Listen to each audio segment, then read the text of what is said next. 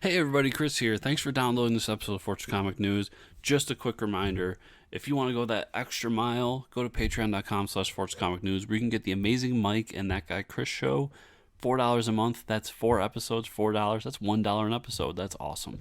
More content from us, and we appreciate you for doing it. Also, at $2 a month, you can get the Bat Friends podcast 3 days earlier than everybody else. That means you can be ahead of everybody on that one. But if you don't want to, that's fine. We still appreciate you listening.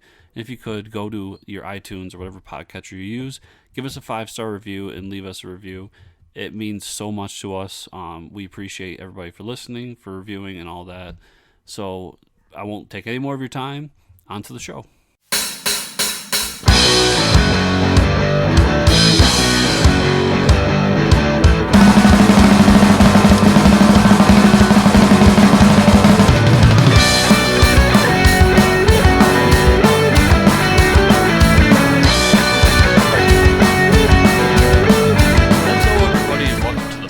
Comic News, episode 145. I am one of your hosts, Chris, alongside Happy Holidays, Mike.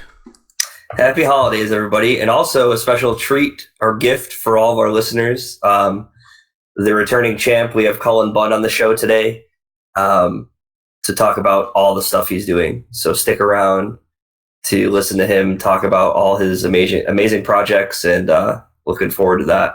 Yes, not only one of the best creators in comics, one of the best people in comics. Yeah, such a good dude. So with that, we don't waste any time. We want you to hear what he's doing, not what we're doing. I can talk about what I'm doing, but nobody wants to hear that. Let's jump into the news, or at least what we've been watching. TV. The Witcher dropped on Friday, right? The first season. Yep. You watched some of it yet? I got to watch one episode. Liked what I saw. I thought that Henry Cavill was really good in the role.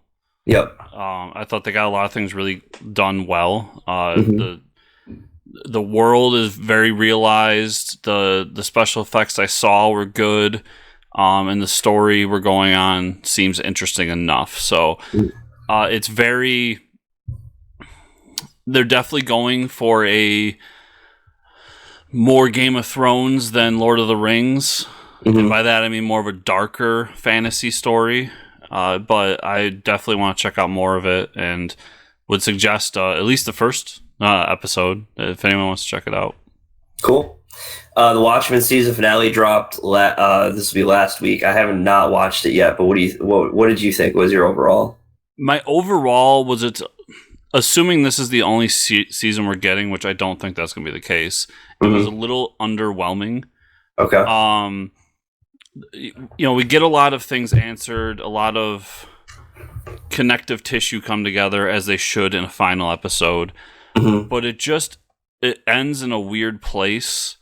And my assumption going into this episode was that they were just doing the one season, right? And that was it. And then it ended the way it did, and I was confused. Did some research, said that even though Lindelof doesn't want to do another season, he's given the blessing to go forward with it, and this and that.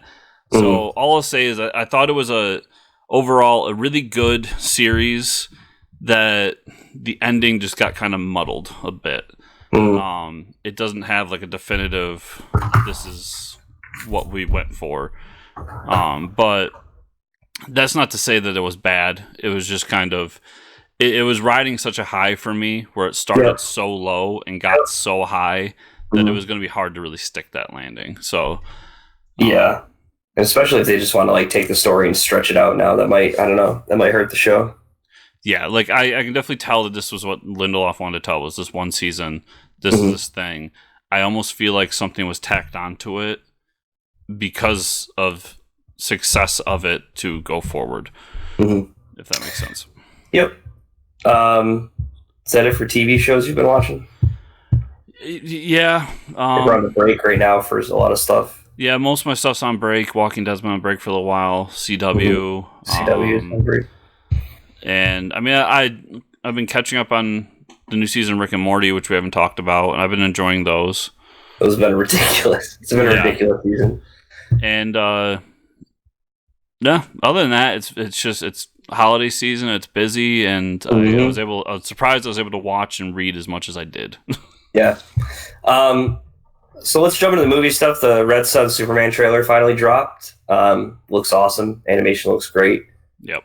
I'm gonna probably buy this one on Blu-ray just to have it on my shelf. Yeah, everything about it looked good. It inspired me to want to reread the series.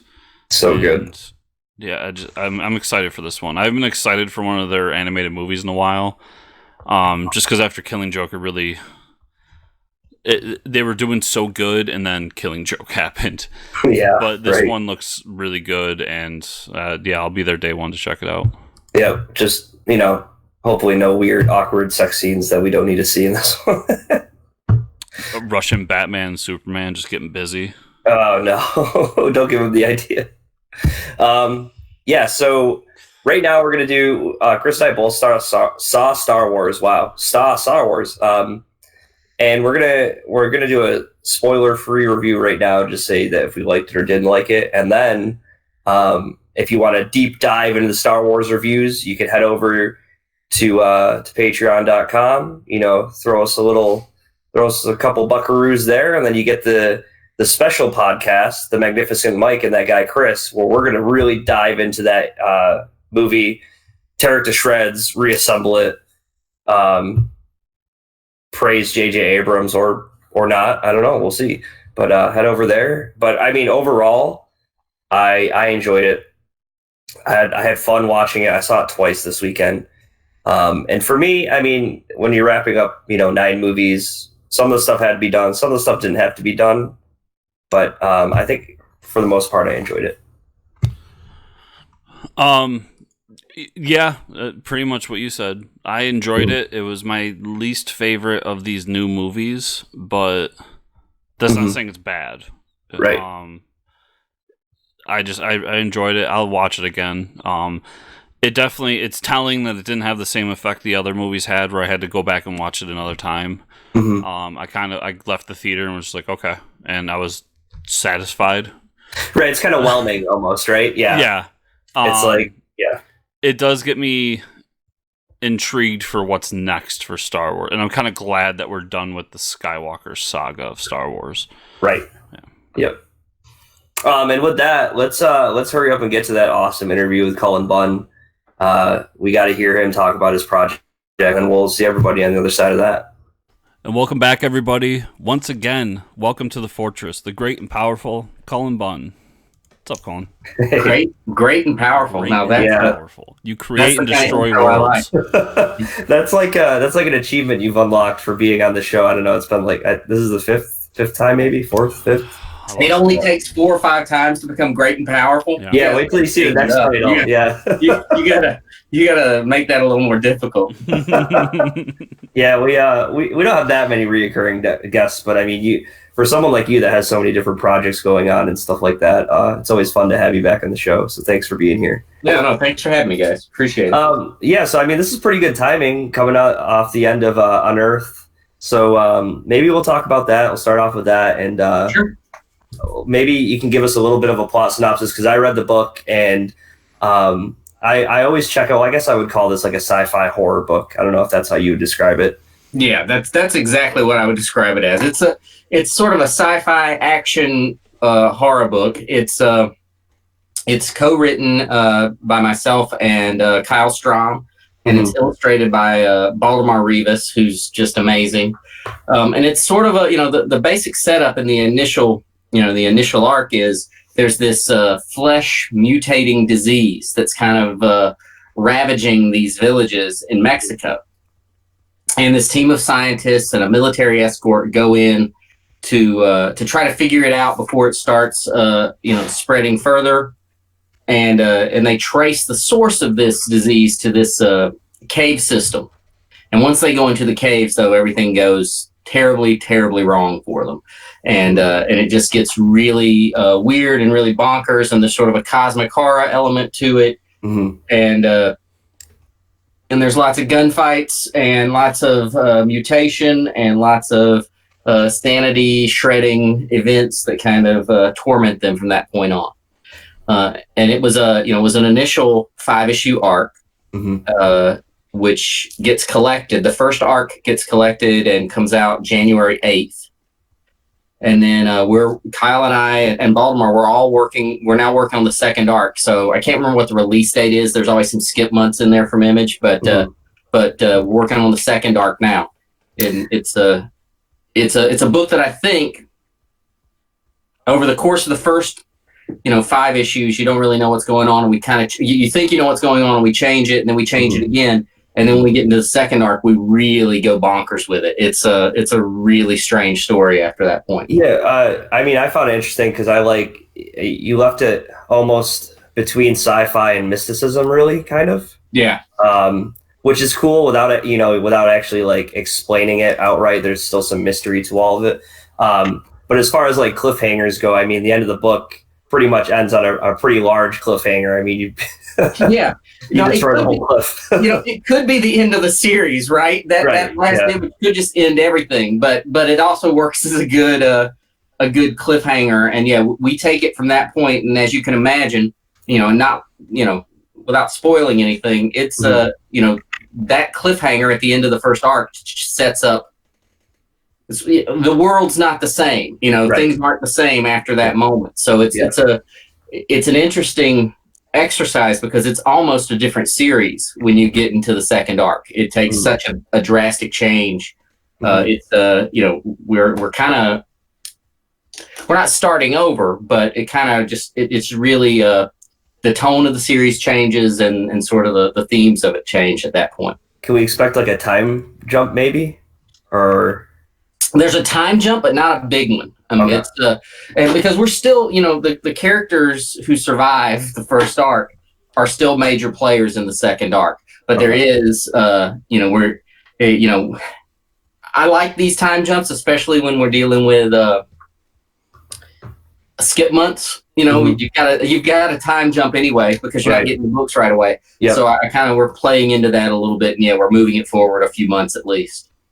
Cool. And I mean, for the listeners that don't know, Image does the first volume of all their trades, right, is $10. So you can jump in for a relatively low price to pick that book up. Yeah, they're easy intros. And like I said, the first arc is super easy to read, and you can read that and enjoy it. And then if you want to get into the second arc, you can just move right ahead. I will say, with all the kind of like body horror, though, it's kind of like you flip to some pages, you're like, man, this is kind of disturbing to look at. Well, it really is. There's some disgusting stuff in there, and it's funny because early on when we were kind of planning this series, and this is something we've been working on for a few years now. I remember I was sitting in a parking lot somewhere, and I was doing a conference call with Kyle and Baltimore. Yep. And this idea that becomes sort of one of the big reveals of the first arc just kind of dawned on me, and I was like, "Oh, this is the most disgusting concept. Let's see what Baltimore would do with this." Right. And he kind of channels Junji Ito in a lot of this. And if you haven't read any Junji Ito stuff, you should. But it's so grotesque and so bizarre, and and Baltimore just kind of dives into that and takes that ball and runs with it.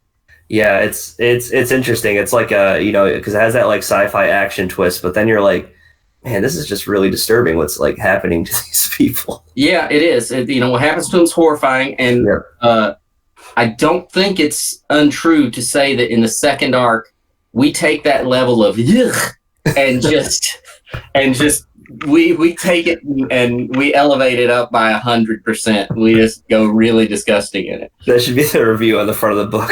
Yeah. This changed. That's the title of the second arc. Under chapter 2. Yeah.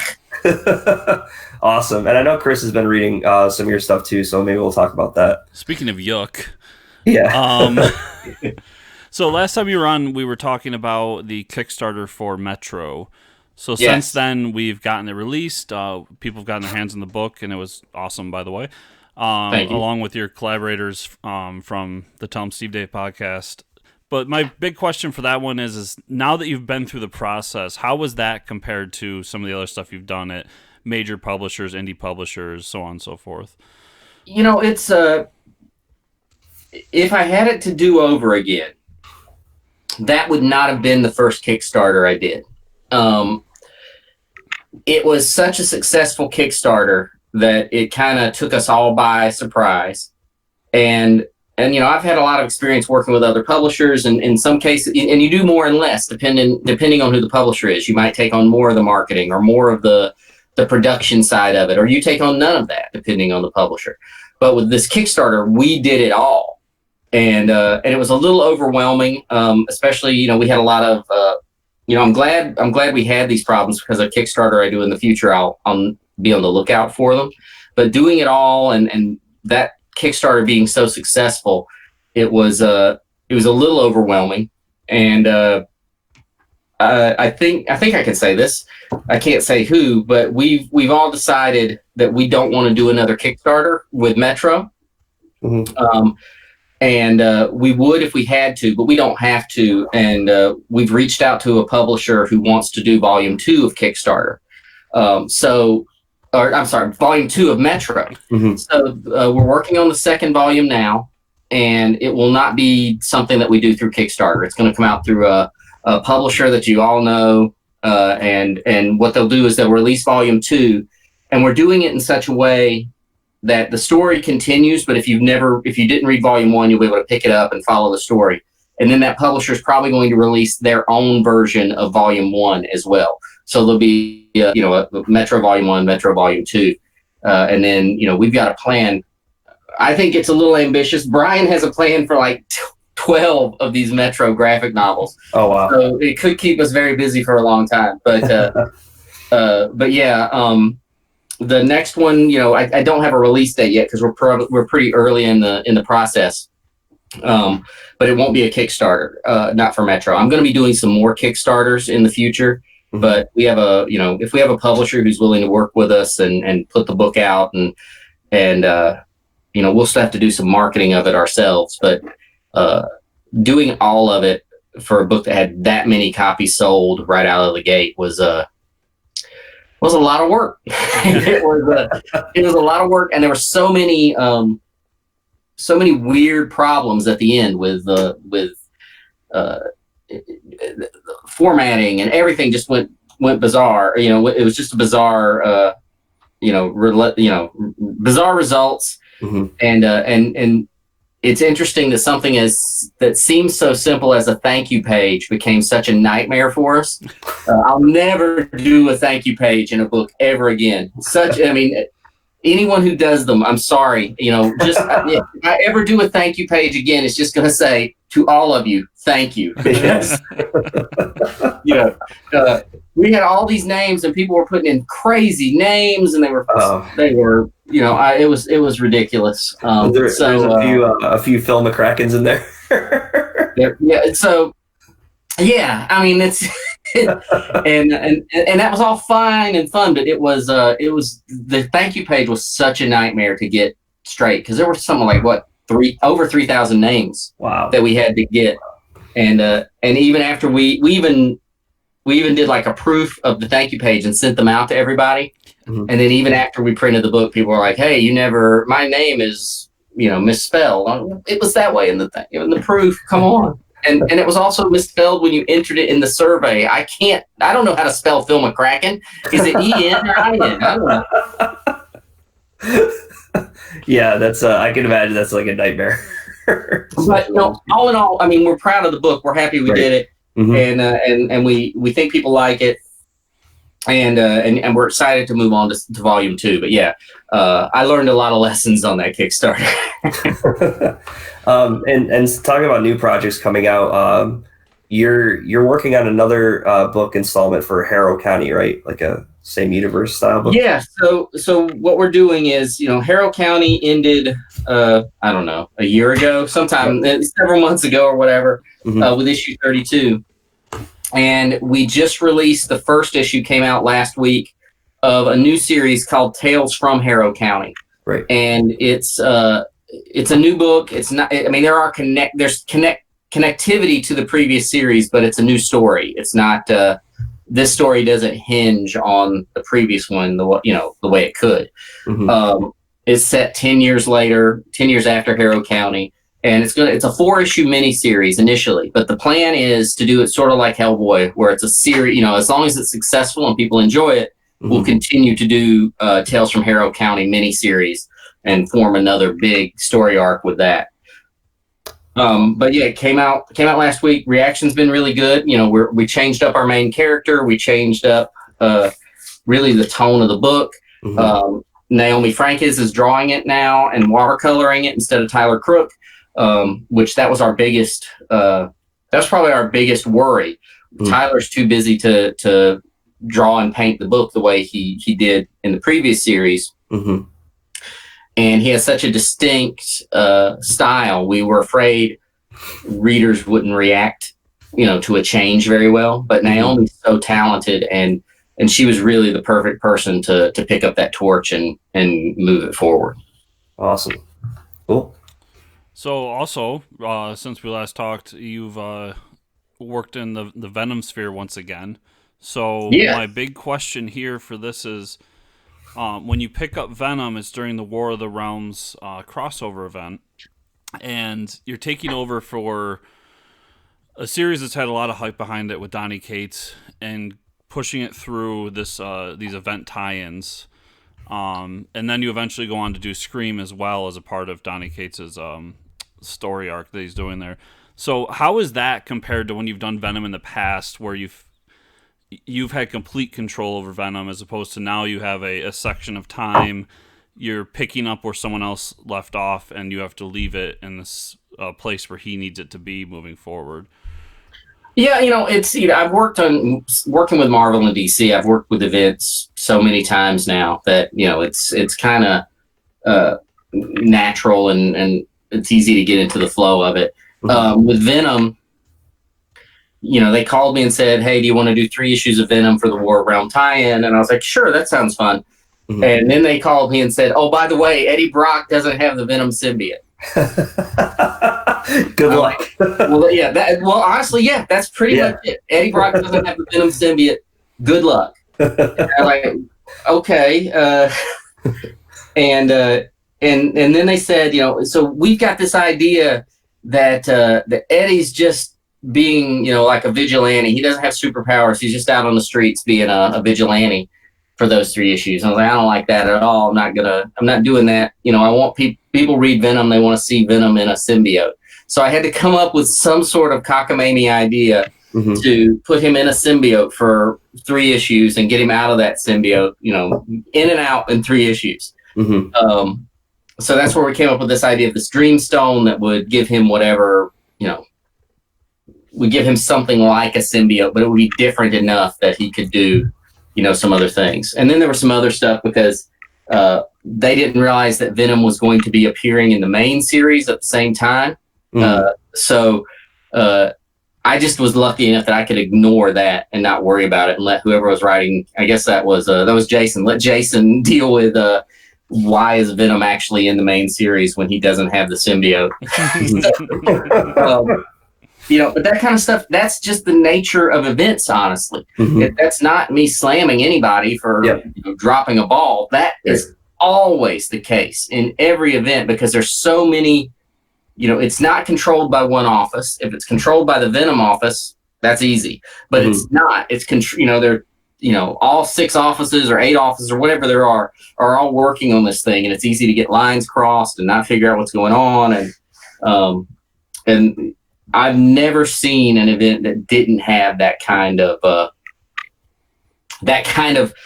weird continuity hurdles that you had to handle. But yeah, I just wanted to tell a fun Asgardian story with Venom, with a, you know, Viking Venom for 3 issues, and that's what I was able to do that. There was honestly, besides that. That call where they said, by the way, Venom doesn't have the symbiote, there was no, you know, nothing ever, nothing really, I didn't have to change much. I think there was like one of the witches that's in there in my original draft. Venom kills one of the witches, and because that witch ended up appearing later in War of the Realms, I had to go back and fix that so he doesn't kill her and things like that. But other than that, it was, you know, it's pretty smooth sailing. Speaking of coming out of the Venom office, I mean, we did the Absolute Carnage series, and you were part of the Scream tie-in series. So, what's your attachment to Scream as a character, and how was that compared to other things you've done? So Scream, to be honest, I don't have an attachment to Scream. I mean, I remember the character. I have the first appearance sitting somewhere over here in the office, but I didn't have a huge attachment to Scream. What brought me back to write that series was because they had this idea that Andy Benton, who's a character I created in my original Venom run, would be the new Scream. So I came on because I really love the character of Andy Benton. I think she's an awesome character. I think she should continue to be Mania, really, but that's not your call. Once you create these characters, Marvel can do whatever they want, and other writers get involved and do whatever they want. But yeah, I wanted to write it because it was because I wanted to write an Andy story again, and I'd write Andy stories until the day I die, if they let me. There are a few characters I created for Marvel that I really like.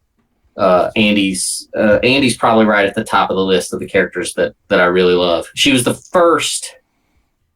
Well, maybe not. I can't remember if it was Andy or I created a character in Fearless Defenders, which was running at the same time as Venom. But she was one of the first characters I created for Marvel, and I have a pretty big attachment to her.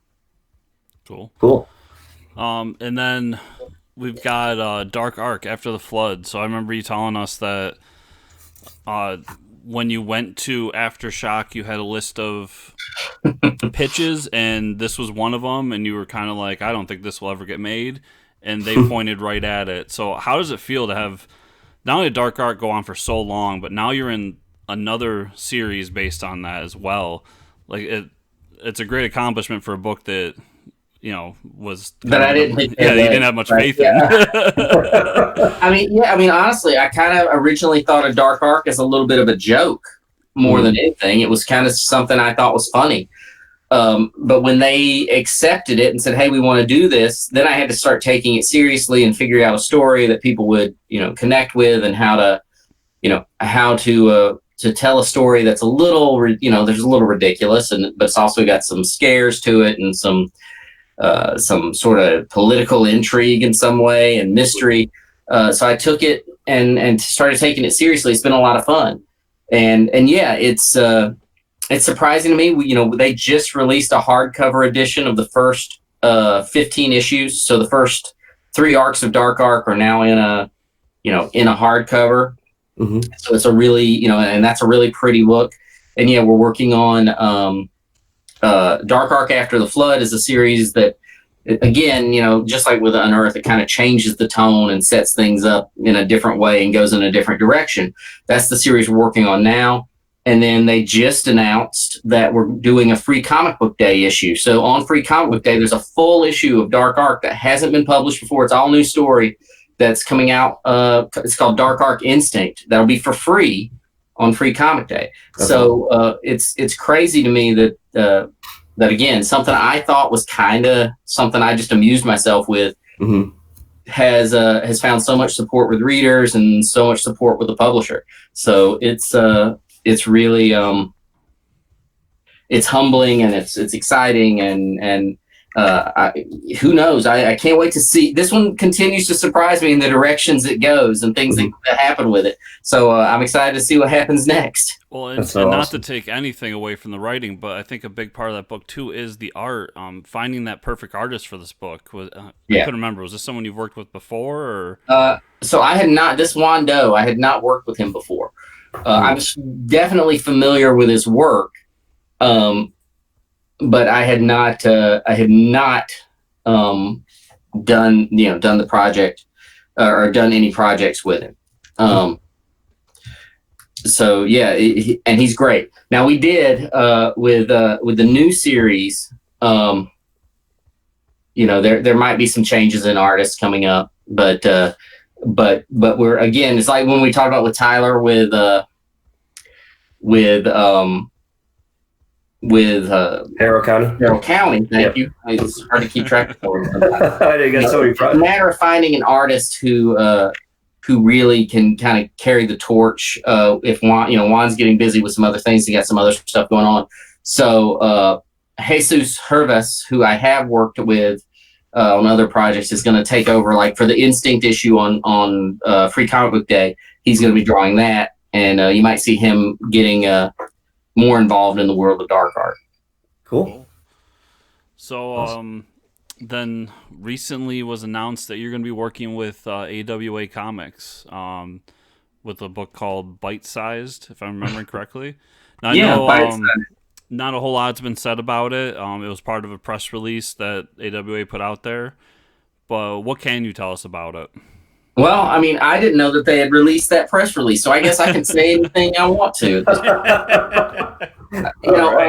AWA, Axel Alonso is who was the editor-in-chief at Marvel when I started working with Marvel, and he's been a big supporter of my work over the years. He's heavily involved with AWA, and he contacted me about doing this book and some other books with him. Bite Size is an all ages story, which sometimes people are, oh, all ages, that means kid stuff. It just means it's all ages. It means a kid, a younger reader could read it, but an adult could read it as well. But it's the easiest way, I guess, to describe it is it's sort of a Gremlins meets Short Circuit. It's sort of a 80s mayhem action story. On Christmas Eve, these small robots who may or may not have some may have nefarious intent, and some may be good characters. End up in this during a blizzard. End up in this typical family house, and chaos reigns. And it's illustrated by Nelson Blake II, who's awesome. He does a great job of kind of conveying the sense of fun and wonder, but also a little bit of menace and fear too, because we don't know what these robots are up to. And it's too bad they don't have a release date yet, because could it be perfect for around this time of year? Well, it would be perfect for this year. Yeah. So and I don't know what the release date is. It'll be out by next Christmas for certain, for sure. But I think I don't know the release date, but I think I talked to him at one point, like during San Diego last San Diego Comic-Con, and they said, just think next year this time, Bite Size will be out. So maybe by July, who knows? Maybe. But it's a fun book. It's a lot of action and mayhem, and I definitely channeled Gremlins a little bit in doing this story. Cool.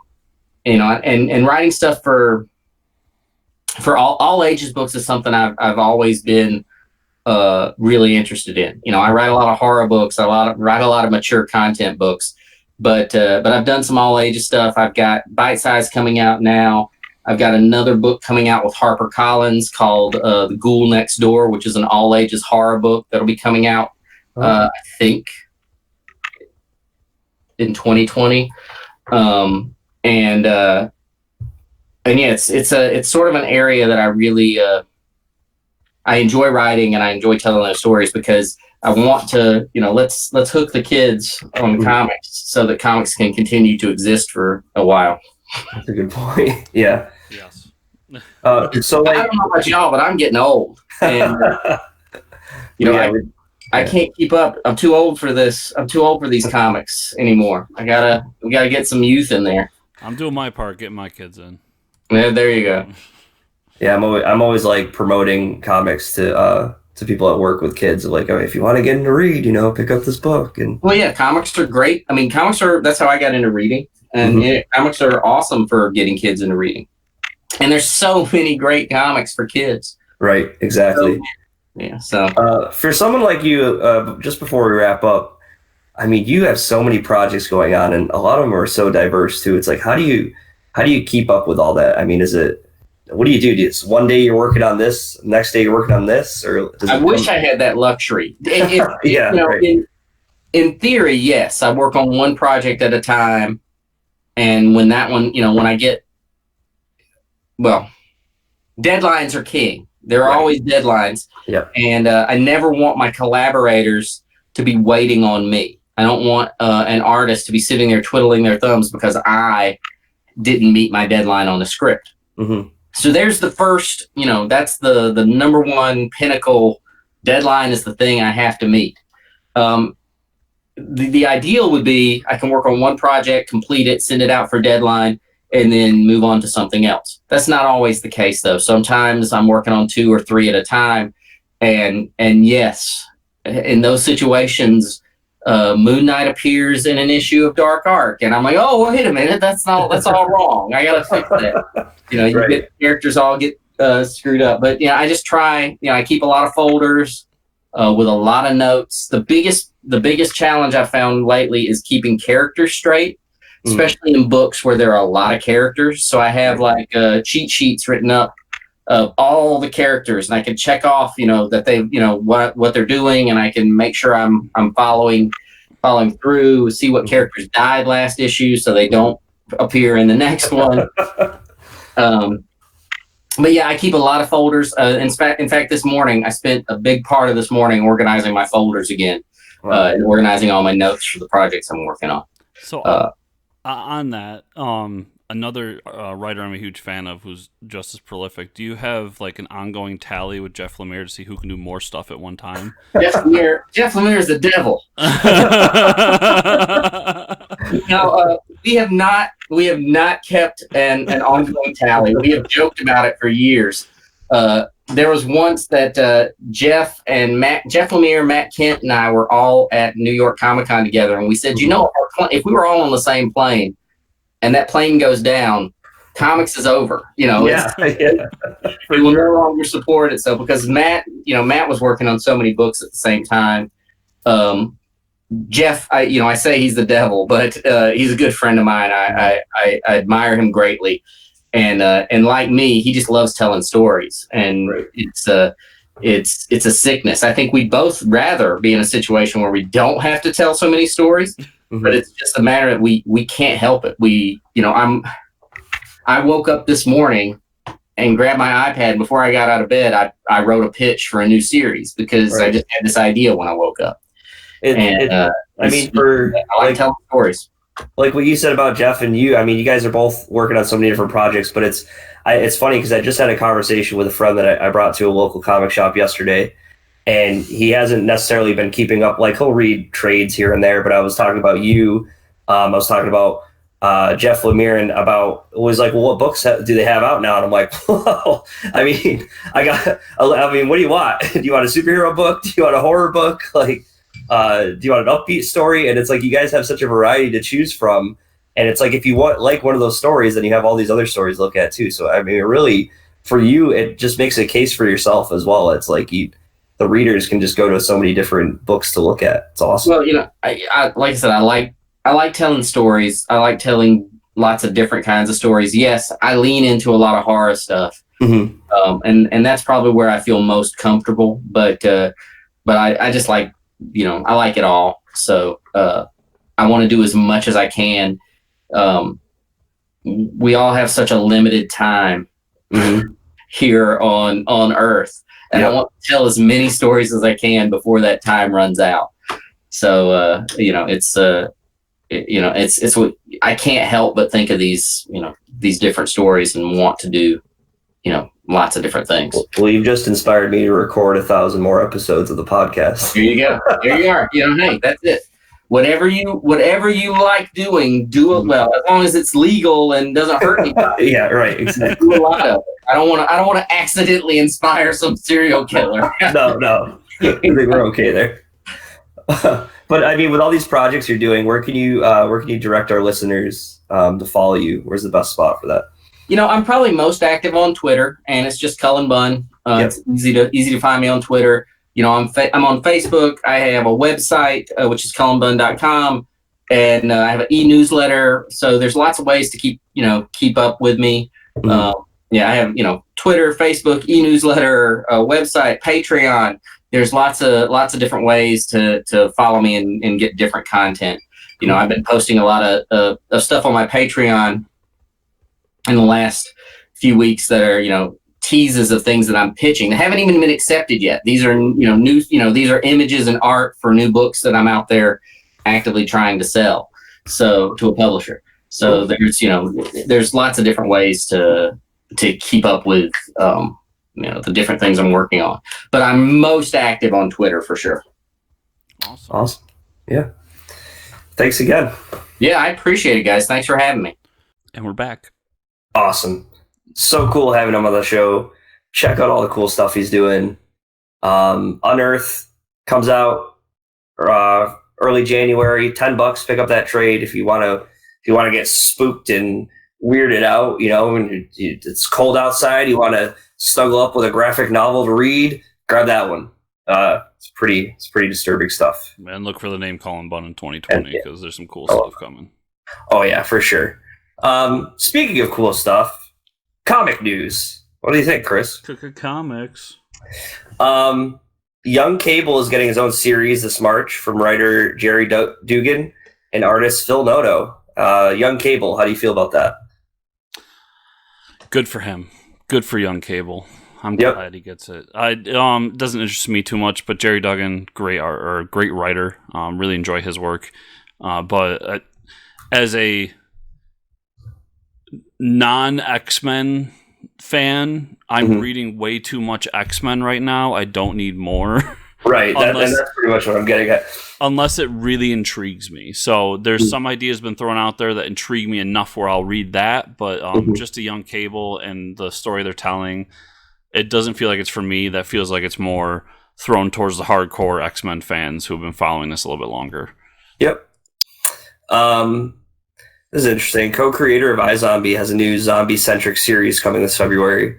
Last Rites is the name. It is a Zombie Army 4, the video game tie-in comic with artist Andrea Moody.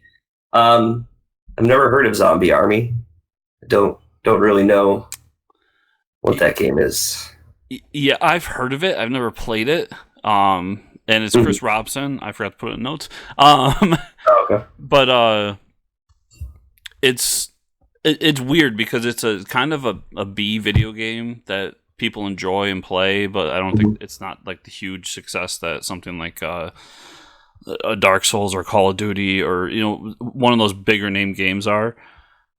But what's weird here is not only is Chris Robson doing it, but Andrea Muti is a part of it as well, who's another like big name artist. Right, yeah. So it intrigues me enough with those two names attached. Yeah, it's interesting. Yeah, so it's a weird piece of news, but it's almost intriguing enough where I could see at least checking it out. But yeah, Zombie Army, from what I know, it's like a horde mode zombie game. Just kill a bunch of zombies. Yeah. Yeah. IDW Dark Horse teaming up. This is amazing for Transformers versus the Terminator crossover coming this March. Crossover multiple comics, right? The 4-issue series will be written by David Mariotte, John Barber, and Tom Waltz with art by Alex Milne. Awesome idea. Take my money. Awesome idea. Such a weird crossover idea, though. Yeah, but like, I mean, come on, dude. Yeah, I know. Like, I'm not shitting on it. It's going to be awesome, and there's cool moments. The only thing connecting these two is they're both made out of metal. The only two. Yeah, I mean, like, you know, the ones before, like the Green Lantern and the Star Trek, like the space exploration is a pretty big thing. You could tie together like the multiverse stuff, but this is like they're both made out of metal. Yeah, like what happens? This is like John Connor just like, I know, let's get the Transformers. Yeah, let's get the Transformers. John Connor's uncle is Mark Wahlberg or something like that. IDW, we're unemployed, so yeah, take our money. As writers are. Take our money and then employ us. It's cool to see this team up though with Dark Horse and IDW. I think that's pretty interesting in itself. Yeah, I like that these smaller companies are going outside of just like, hey Marvel, hey DC, do you want to cross over, and crossing over with each other instead. It's cool to see different. I mean, it's part of what made comics great, seeing different properties mix and mash and what could happen when they come together. So, but it's interesting enough and weird enough where I think most people have to be intrigued. Yeah. Image announces what's next from Johnathon Hickman coming this March. Decorum is a creator-owned series with artist Mike Huddleston about the well-mannered assassin in the universe. The most well-mannered assassin in the universe. So this is interesting because, like, you know, we know what Johnathon Hickman... It can't just be about a well-mannered assassin. Like, this thing's got to be some epic story that lasts 60 issues that's about, like, this crazy universe. Like, I can't even... It's not going to be like a James Bond book. There's no way. You know what I mean? Like... What? God, Hickman, do a James Bond book. I know, please. I just realized I want that. It's like the bigger thing here was like there's a universe full of assassins, and our lead character is the most well mannered of all of them. Right. Like, I don't know what the fuck that means. I have no idea. Yeah. But it's Johnathon Hickman, so I'm going to read it. Yeah. That's like saying East of West is a cowboy drama. Yeah, if you would have given me like that kind of thing for East of West, I probably would have thought twice and absolutely loved it. But that series is coming to an end, I believe, this coming week. Right. So it makes sense that he's doing something else. But at the same time, he has like 3 series that he hasn't finished at Image. So it's kind of a catch-22 on that one. But I'll be there day one. Yep. This is pretty cool. Archie Comics announces a new project from writers Ian Flynn and Frank Thierry with artists Ryan Jampol, Matt Herms, and Jack Morelli. This is it. Are you ready? Super Duck. Amazing. Will be an ongoing series about the greatest hero of Ducktropolis, who has fallen on hard times and he has to resort to being the bodyguard for another duck hero, an analog to Batman. Dude, you had me at Ducktropolis. You had me at Ducktropolis. And the fact that he's got to be a bodyguard to like a Batman style character. So I can't even. This is amazing. So the press release for this was fantastic, but not only all that, but okay, so it's Archie Comics. Right. Ian Flynn. So you're thinking, all ages, kiddie kind of book. Not shitting on it. I love Ian Flynn. But then Frank Terry is in there, who's known for super gore and hardcore, like, adult comics. Right. And I don't mean that in the, like, adult way. So they said that this is going to be more geared towards adults than kids, which is interesting. Right. A, for Archie. But B, it's, what was his name? Super Duck? Like, if I walked up to a normal person who was like, I got a great adult comic book for you, it's called Super Duck. Yeah, right? But it's 2 writers who I really love that are opposite ends of the spectrum, so I'm interested to see how this collaboration goes. And, yeah, like you said, they had me at Ducktropolis as well. Yeah. Like, come on. Amazing. So I'm looking forward to that. And I guess we'll talk about some of the stuff we read this week, huh? Let's do it. So I forgot to talk about Shazam number 9. It's a pretty interesting issue. I don't know if you read it, but we get to, I don't even know how to pronounce it. It's like the Wonderlands. It's like the Wizard of Oz Wonderlands. Yeah, it's pretty crazy. This is Shazam number 9, but the Dorothy had to like combine the Wonderlands with Oz to like save it from like this multiverse attack. Like they reference that at least or something like that. But this is the issue after Billy's dad gets powers. So like Billy's dad and Billy are fighting the Seven Sins and Black Adam, and for some reason Mary loses her powers and the dad gets his powers, and the dad loses powers and Mary Marvel gets her powers. But the interesting thing is like Billy gets to like the yellow brick road, and then there's a blue road, and pretty much the wizard shows up and is like, you have to make a decision. And then, he's like, you have to choose your father or you have to choose your family to like, to go along. It's like either choose them or you choose him. And like, they're both sides are like, the dad's like, well, I haven't been in your life for a while and this is your family now. But Billy's kind of like, well, I see everyone as family. He's like, I'm not making a choice. I'm choosing all of my family. And he pretty much says that. And then all of them change at once. Like he makes the choice within himself. Like he feels, and that can only mean that like within himself, he feels that they're all his family, whether it's flesh and blood or not, which is pretty cool. I mean, this book has heart, right? Shazam has heart. That's how this book and this movie were so good. So they're going to save the Magic Lands. And then the end of the book, the Mr. Mind and Sylvana are at the Rock of Eternity, and they're releasing the Monster Lands, or they're going to release the Monster Lands. But the next book says it's going to be the War of the Magic Lands, which is going to be cool. So I wonder what kind of monsters we're going to see. I don't know if they're like, the typical like Frankenstein, mummy, stuff like that, or are they just going to be like creatures? Because I mean, we went to the world of Wizard of Oz, so it's pretty crazy.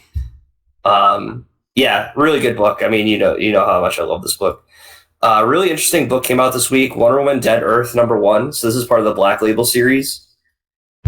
Black Earth series, or the Black Label series has been so good. I mean, you can attest to that. You've been reading some of the books. Yeah. This book, did you check this one out? This one I did not know. This is the Daniel Warren Johnson book, so he's doing the art as well. So it's pretty interesting. Basically, Wonder Woman wakes up in the future. She's been in like a cryo chamber in the Batcave, and she wakes up and she fights off these like mutant monsters, and it's called Dead Earth. So the Earth is like post-apocalyptic, years and years in the future. So she gets captured by this guy. It's almost like a Walking Dead universe. Like he runs a community, and they're trying to fend off monsters. And they capture Wonder Woman. He's like, "Oh, you'll be my wife," blah blah blah. And she doesn't want to be a wife. She's Wonder Woman. So she rebels a little bit, and then they throw her in like a gladiator situation, and she meets Cheetah in the gladiator situation. Of course. And Cheetah isn't just Cheetah; she's like mutated. So like they've been injecting her with stuff. Like she's like giant, and like she looks like she's in pain, but like one of her arms has like a cheetah head on it now, and like they've been trying to like splice her genes or something. It's pretty crazy. So like she doesn't believe that that's Wonder Woman, and basically while they start fighting this, all of the monsters start attacking the base, and Wonder Woman pretty much saves them all and says like, I'm gonna run you guys into a new future where you won't be hungry, and I'm gonna take you to Themyscira. So she's going to try to save all these people that live in this community by taking them to Themyscira, which is interesting. Really good book, though. I mean, what a great Wonder Woman story to put her in like a post-apocalyptic style setting where she wants to lead and has to like help. Like the humans need her, right? They need her help, which is pretty cool. Batman: The Last Night on Earth #3, which is the finale. Pretty crazy book, huh? Yes. I think the funniest part is the Bat Cave is now the Owl Cave, which Batman seems pretty grumpy about. My favorite part of the book is the pothead hippie Jim Gordon. Yes.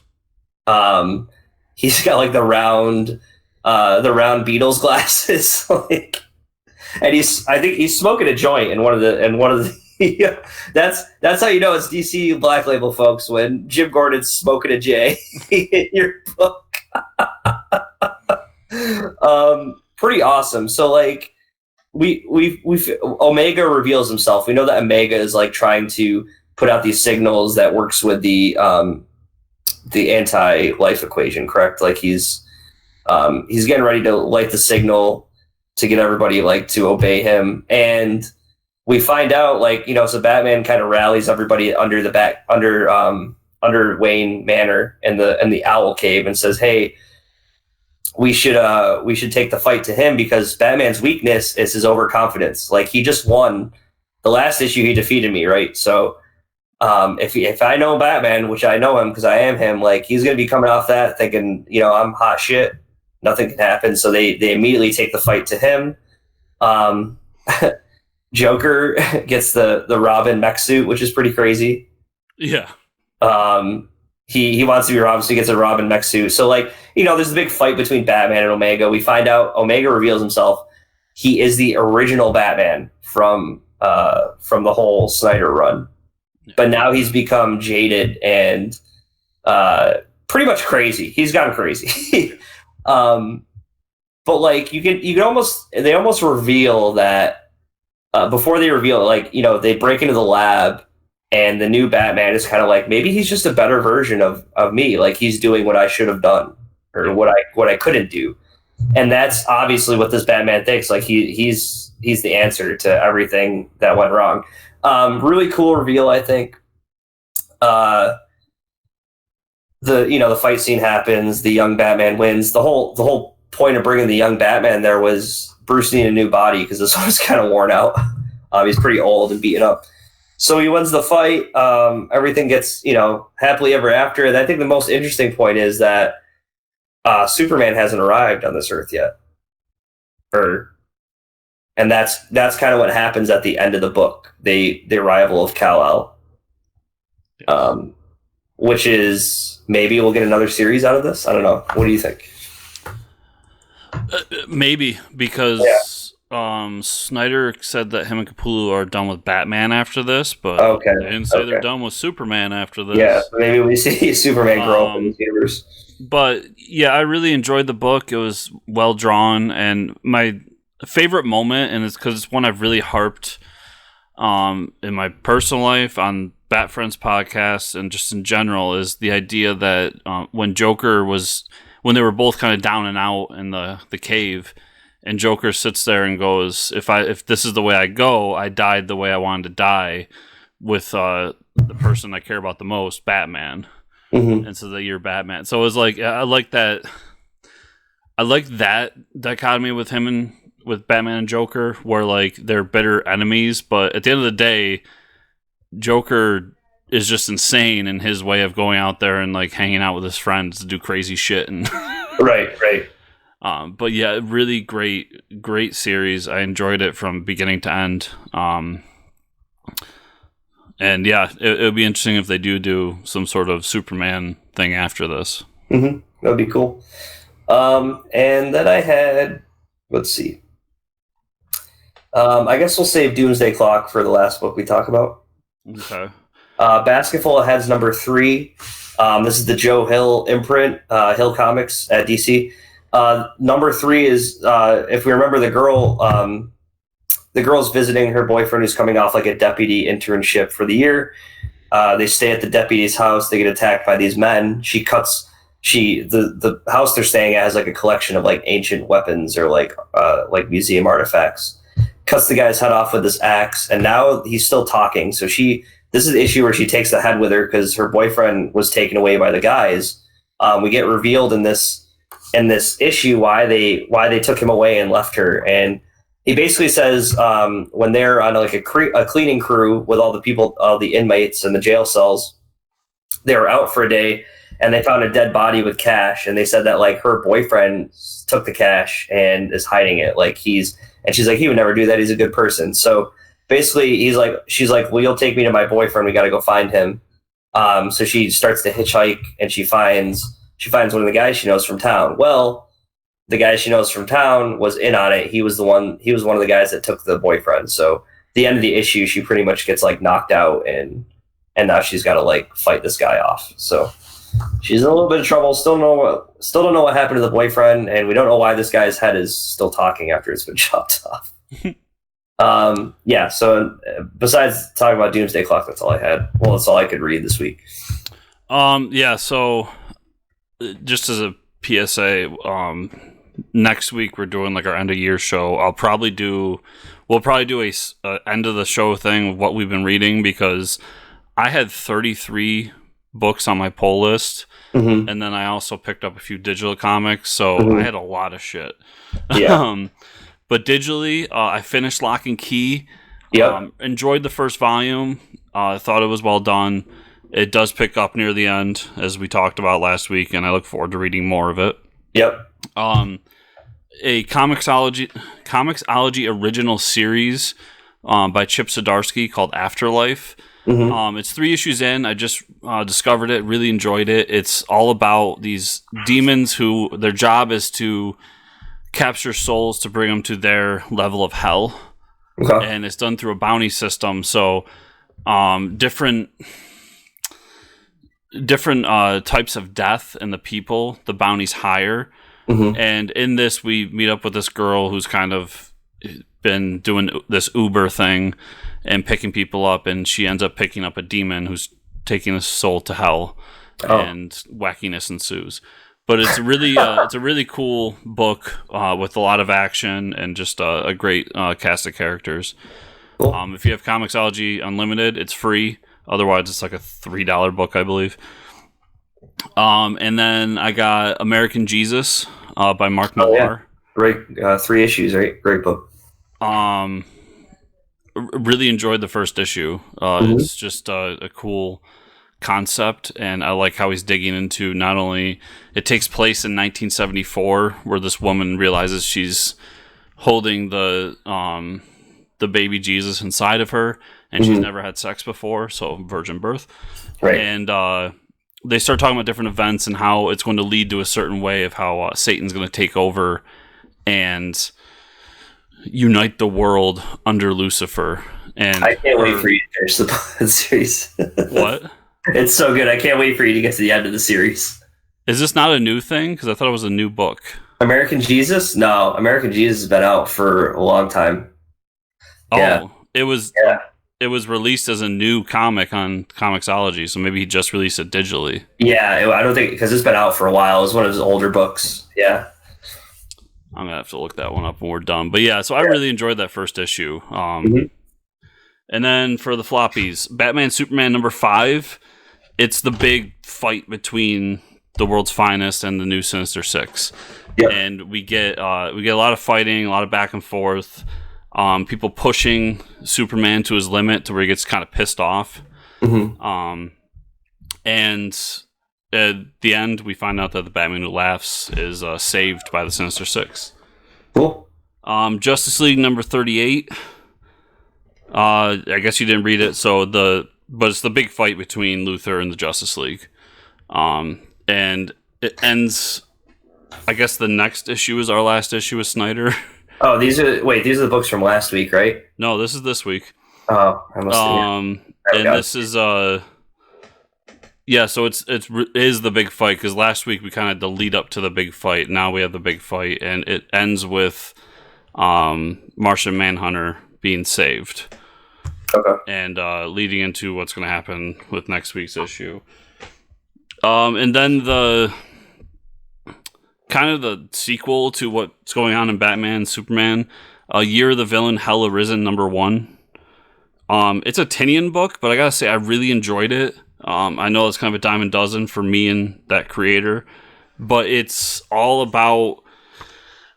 So, like I said, after Batman Superman, Batman Who Laughs is free, and so he realizes that he has to go against Luthor for his plan to work, and it's just a back and forth between Luthor and the Batman Who Laughs, and kind of a game they're playing. Really good book, especially if you've been following everything going on in DC. And it's kind of the finale to all of that, the Year of the Villain stuff. So, we said we're going to talk about Doomsday Clock later. Star Wars: The Rise of Kylo Ren number 1. Wow. Any Star Wars fans out there that read comics, I think this is a book to check out. If you're enjoying these new movies, it takes place right at the point where basically it starts right after Kylo and Luke fight, and he destroys the temple, and then he disappears. We get a backstory of who the Knights of Ren are and what their deal is, and we get kind of a bit of a backstory of what happened to Snoke in this as well. So I really enjoyed this. It's kind of the story I've been waiting for in this new continuity, and I recommend it to any Star Wars fans out there. Just really quick about American Jesus. The new Messiah just came out this week, and I didn't even know there was a new book. So there's American Jesus, a new Messiah, which is a continuation of what Chris is talking about. Okay. So, yeah. Annihilation Scourge, Omega #1. This is the end of all that Annihilation stuff I've been talking about the past 3 weeks, and it ends in a really nice way. Rich Rider gets to be the big hero at the end, which is how Annihilation needs to go. And Rider deserves to be back in the spotlight in Marvel. He's just a character that's been underused in the past probably decade plus. And I really enjoyed everything. They did a good job bringing everything together, telling a cool one-issue story here, and ending the crossover altogether. So recommend that crossover as a whole.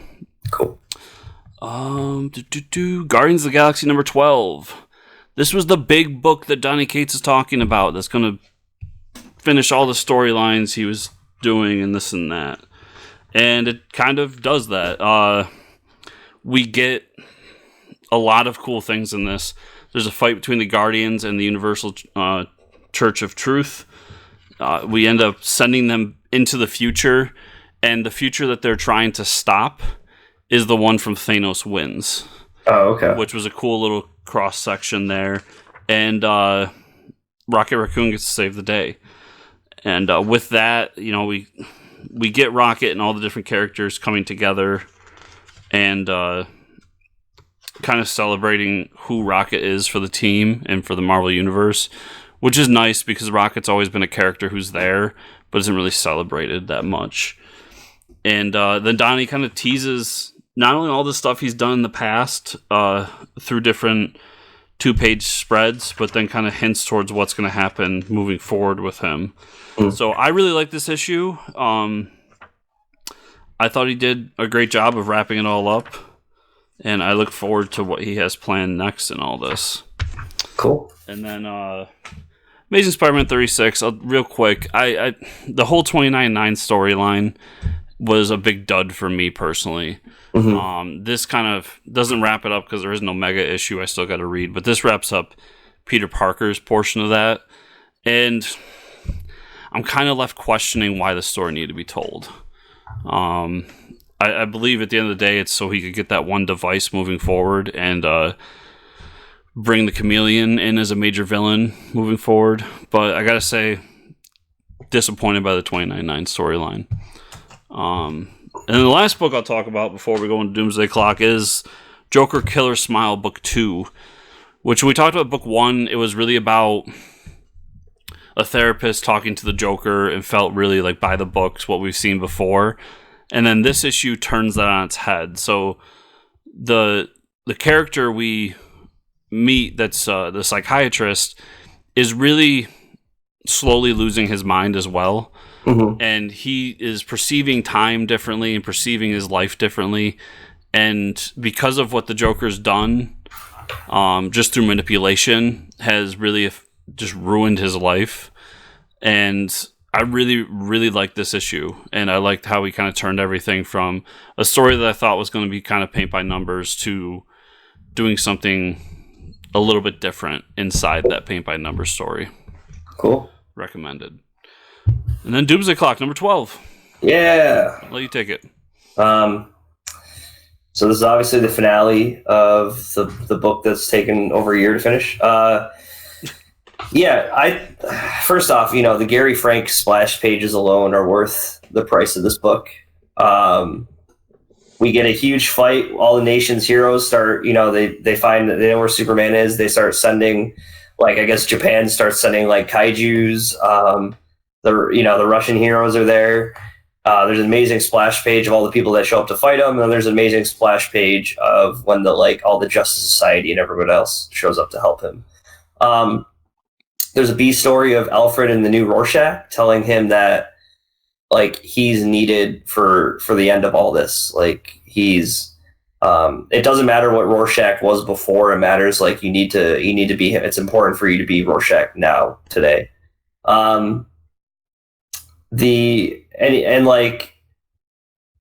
the Batman knows too. Like the ending is going to happen whether or not whatever they do to try to stop it. Anyways, there's a C story I guess with Lex and Lois Lane where Lex knows something is going on with their universe and another universe crossing over, so he wants Lois to like publish what's going on.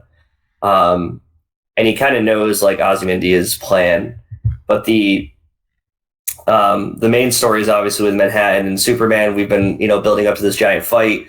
Dr. Manhattan can't really see past this moment, and then he realizes he can't see past the moment because he's not he doesn't get killed, right? He goes back and he changes everything back pretty much, right? He puts the lantern, back in Green Lantern's hands. The flight ring, Legion flight ring goes to Saturn Girl, all this stuff. It gets put back. The world's back to normal pretty much after all that. So the Justice Society is there. Superman is back in 1938, lifting the car. And I don't really know if that was like where the story was supposed to go, I guess. I'm not really sure. I don't know what your thought is. There's been a lot of stories going around about Jeff Johns' meticulous plotting of Doomsday Clock. Mm-hmm. And I call bullshit because I feel like this was supposed to end a different way. Right. That's what I feel like. They started talking about 5G and wanting to do this new thing with the future of DC Comics and all this. Right. And he had to make it fit. Mm-hmm. So yeah, like you said, it kind of sets everything in a timeline that makes, I'm not going to say makes sense, but it goes along with the publishing timeline.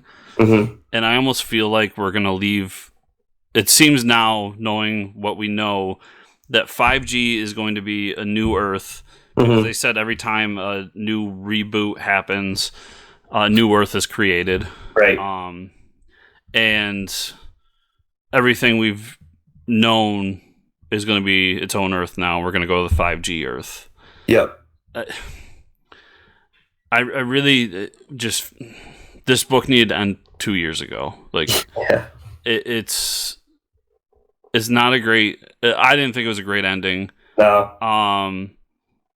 I didn't like all the meticulous like little things in there of like, in this year we're gonna have a crisis, and then this year this is gonna happen. Right. It's like I believe that they have a crisis planned out because that's how they're gonna get to 5G. Right. But some of the other things I sat back and just like, those never. I mean, some of them are ridiculous. Like they said 20 or 2295. This is gonna happen. But some of them are within reach, and I was like, those things aren't going to happen. So it's just, why even talk about them? And then the whole Superman is the hope that Manhattan needs to go back and save his world and create their own version of Clark Kent and Superman. Like, there's just... This is the ultimate book of lows and highs. I think at times we were really high on it and really loving what they were doing. And more often, at least for me, I was really low on this book. Yeah. The only thing I'm happy about at the end of the day is that the Mime and Marionette are staying in the DC universe. Right. So maybe we'll get them in some other things. And I don't understand. Is that like Dr. Manhattan at the end? Like, I think he says that he needs to have what... Because he pretty much is Superman without like the humanity or something, but at the end he drops off that kid with like the Dr. Manhattan symbol in his head to like stay with another family. I think what they were going for, and this is probably a situation that great minds think alike, is similar to what the TV show did, where Manhattan turns himself into Clark, but kind of wipes his memory, and maybe that's why he couldn't see past that moment. And so he's going to grow up as Clark Kent to become Superman. Right. It's super. I don't know. That's what I took out of it. I just think as a whole, this was a mess. Obviously, he wanted to bring back the JSA, and Scott Snyder beat him to it. Right. And I'm sure there's a few other things he was planning on, but I really think that the whole idea of 5G, and anyone that doesn't know out there, maybe this is the first time you're listening to us, 5G is the idea that DC has of kind of legacy characters moving forward. So Bruce Wayne is no longer going to be Batman, it'll be someone else. And I think Jonathan Kent's going to take over for Superman, so on and so forth. And I think this idea came about probably with Bendis coming in, and that changed what Jeff Johns was doing here with this whole story. As a whole, I think it was a fumble as a series, but yeah, kind of. Yeah. I mean, it was kind of just like this. This definitely wasn't where the story was supposed to go. It's almost obvious when you're reading the end of it. Yeah, but Gary Frank's art, man. Yeah, and I think that this is a great lesson for DC and comics in general. I love Gary Frank's art too, but you don't put Gary Frank on a major book like this, in which is going to change everything for your universe, right? Unless you have most of it in the can already. Yeah, pretty much. Yeah. Because this seems to happen with all of his books, and we've talked a lot back and forth of whose fault it is, but it doesn't matter. It's at the end of the day, this is just, it was fumbled from the beginning. I believe it started as a 4-issue series, turned into a 12-issue series, and then took like 3 years to come out. And there's your problem right there. So, yep, I agree. Yeah, that's what we read this week. So, Mike, where can people find you on those internets? I mean, at Fortress Ricker. Where can they find you and or the show? Fortress Ricker on Twitter, sorry. You can find me at Fortress Chris on Twitter, and you can find the show at fortresscomicnews.com, where everything we do is right there on that handy-dandy website. Yep. Remember, everybody, if you're listening to us, 5-star reviews on iTunes and other podcatchers. If you're watching us, like, subscribe, share, comment down below. And show some love to another podcast I was on recently, Joe Meets World, a Boy Meets World podcast, where I talk very little about Boy Meets World. So check that out and support our friend Joe over there. Yeah. And thanks for listening, and we'll see you all next week. Bye.